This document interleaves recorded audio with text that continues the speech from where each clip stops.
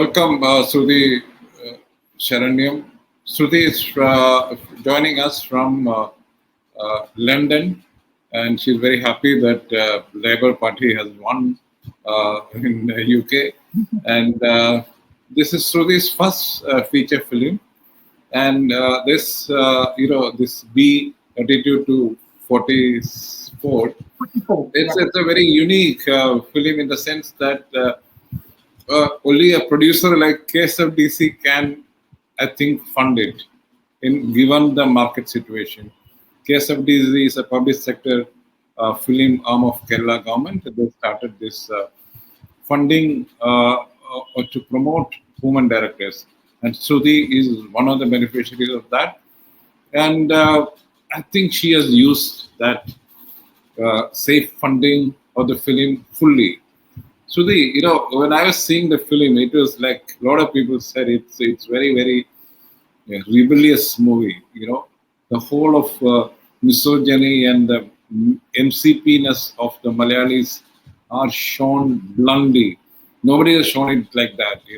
That too from a woman's viewpoint, which is very unique. People approach this subject in a very, very wishy-washy way. They will do this way, that way to please everybody. Here, you went blunt.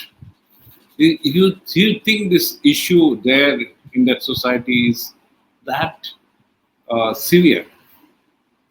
I think it depends on our perspectives, whether the issue is severe or not. Because as a woman, I faced, such issues in my life and such incidents where my body has been a subject of, criticism for many people, and where my body has been a subject of, crime in the past. So I think every woman from India has faced this, this sort of an issue in her life at least once.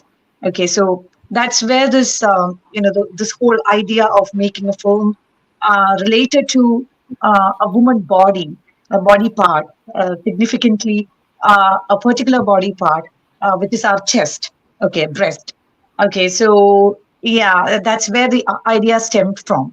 So I think as a woman, it is my responsibility to address an issue which has never been addressed before through the medium of cinema. That's all. Okay. In a way, that message comes out very, very strongly. That's, that congrats to you. But you went about 5 characters to keep pushing your view of things. Why did you have to take 5? You could have taken 1 or 2 and expanded it also. Actually, there are 6 characters, 5 women and 1 trans man.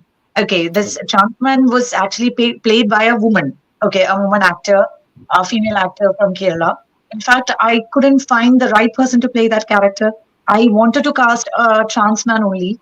However, I couldn't find the right person because, the person should have, whoever that person is, he should have breasts. Okay, so he should not have gone through the mastectomy, removal of breast. So it was hard for me to find a person to play that particular character. So there are 6 characters, 5 women and 1 trans man character in my film. But like you said, I could have chosen 1 or 2 characters, and I could have probably concentrated on 1 or 2 characters instead of choosing a plethora or an ensemble cast.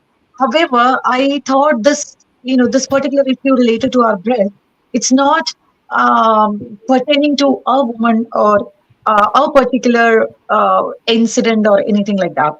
It's a universal issue, and there have been multiple dimensions of this issue. So I wanted to address, different dimensions of the same issue related to this body part. So that's why I chose these ensemble cast instead of concentrating on one particular, storyline or one particular character. I could have probably done that, like you said, as in, this particular character called Jaya, who was once a domestic worker and who turns into a model, if you remember my film. I can actually make the entire narrative only based on Jaya's character. Okay, that's possible. However, I didn't want to just, play with one single person or one single character because I wanted to address the different dimensions of the same issue. Yes, yes. I think that has come out very well, thanks to the producer. You had And a producer who was enlightened, or the government. yeah, I don't think any private producer will take such a risk. very In true, very true. yeah, Yeah, I'm also so glad that there has been a flagship project by Kerala government like this to promote and support women filmmakers. I think it's not there anywhere in the world. Okay, just for yes, women, there is a fund, that too in a small state like Kerala. So it's definitely a matter of pride that we are having a fund like this, and that's why I could do this film. Okay, only because of this government project. Had it been a private producer, I don't think I would get the same freedom to work with my characters like this way. Okay, um, definitely I would have to make certain adjustments, politically as well as visually, to convey my message. Had it been a private producer, luckily there had been a production base like this for us to work with, and definitely there was no interference from the part of the government in terms of the narrative. They didn't even know what I was working with, in fact, because it was yes, completely, rested upon the jury members. Like, there had been an ideal group of, jury members to select it. So they were all great filmmakers.